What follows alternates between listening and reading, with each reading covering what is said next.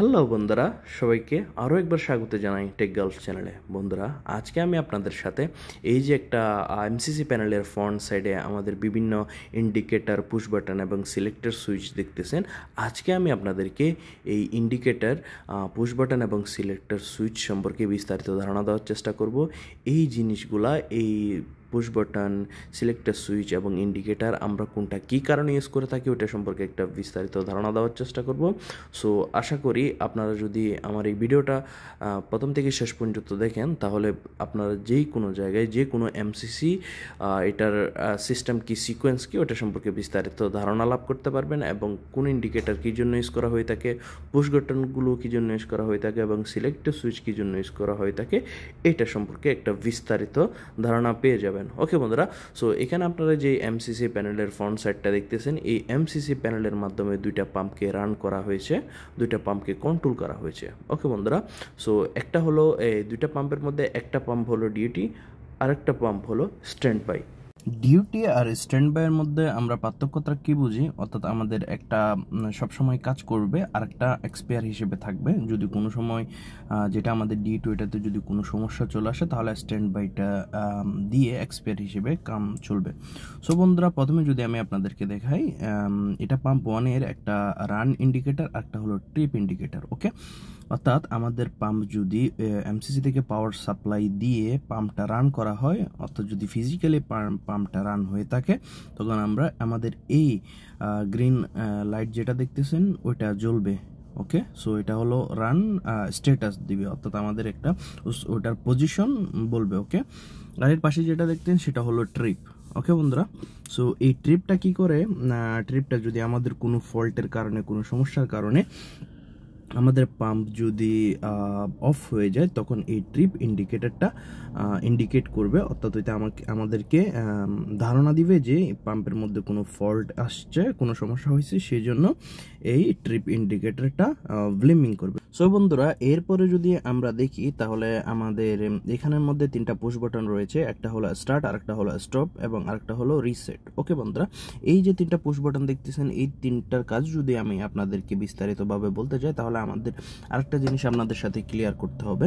ওকে, আমাদের নিচে যে একটা সিলেক্টর সুইচ রয়েছে, ওই সিলেক্টর সুইচের মাধ্যমে এই তিনটা থেকে আমাদের স্টার্ট এবং স্টপের এই দুইটা কাজে আসে। এটা যদি আমি আপনাদেরকে একটু বিস্তারিত বোঝাতে চাই, তাহলে আপনারা দেখতে পারবেন আমাদের সিলেক্টর সুইচে এটা দিয়ে আমরা তিনটা পজিশনে রাখতে পারি আমাদের এই এমসিসিকে। ওকে, সো এখানে একটা রয়েছে এইচ, আরেকটা ও, আরেকটা এ। এইচ মানে হলো হ্যান্ড মোড, মানে হলো ম্যানুয়াল পজিশন, ও মানে অফ পজিশন, এ মানে অটো পজিশন। ওকে, সো হ্যান্ডে যদি আমরা রাখি, তাহলে আমরা ম্যানুয়ালি এই স্টার্ট এবং স্টপ বাটনের পুশ করার মাধ্যমে এই পাম্পটাকে রান করতে পারবো, আবার স্টপ মানে অফ করতে পারবো। ওকে, সো এটার জন্য আমাদের এই দুইটা পুশ বাটন ইউজ করা হয়েছে। এবং আরেকটা যে রিসেট পুশ বাটন দেখতেছেন, হয়তো ধরেন আমাদের পাম্প চালানোর সময় কোনো যদি ফল্ট চলে আসে, ওভারলোড নয়তো বা শর্ট সার্কিটের জন্য, এরকম যদি কোনো সমস্যা হয়ে থাকে, ওইটা রিসেট করার জন্য আমাদের এই রিসেট পুশ বাটনটা ইউজ করা হয়ে থাকে।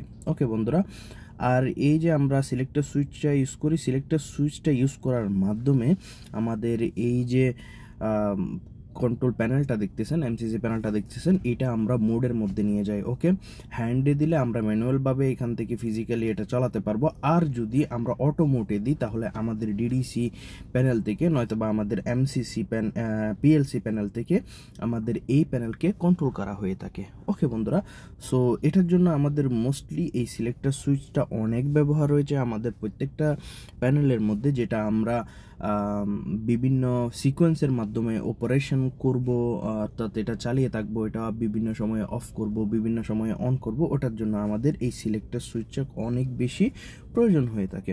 ওকে বন্ধুরা, সো এইভাবে আমাদের পাম্প ওয়ানের মতো পাম্প টুয়েও অনেকগুলো আমাদের ইন্ডিকেটর রয়েছে, সেম আগের মতো রান, ট্রিপ, দেন এরপরে আমাদের start push button, stop push button, reset push button এবং এর নিচে আমাদের একটা সিলেক্টর সুইচ রয়েছে। ওকে বন্ধুরা, সো বন্ধুরা, এইভাবে আমাদের এমসিসি প্যানেলটা কাজ করে থাকে। ওকে বন্ধুরা, আর এমসিসি প্যানেলের মধ্যে আমরা বিভিন্ন ধরনের এমসিসি ইউজ করে থাকি। BFD type MCC, dual stature, এরপরে আমাদের আছে স্টার ডেল্টা স্টেটার। ওকে, সো এইভাবে আমাদের এমসিসিগুলো কাজ করে থাকে।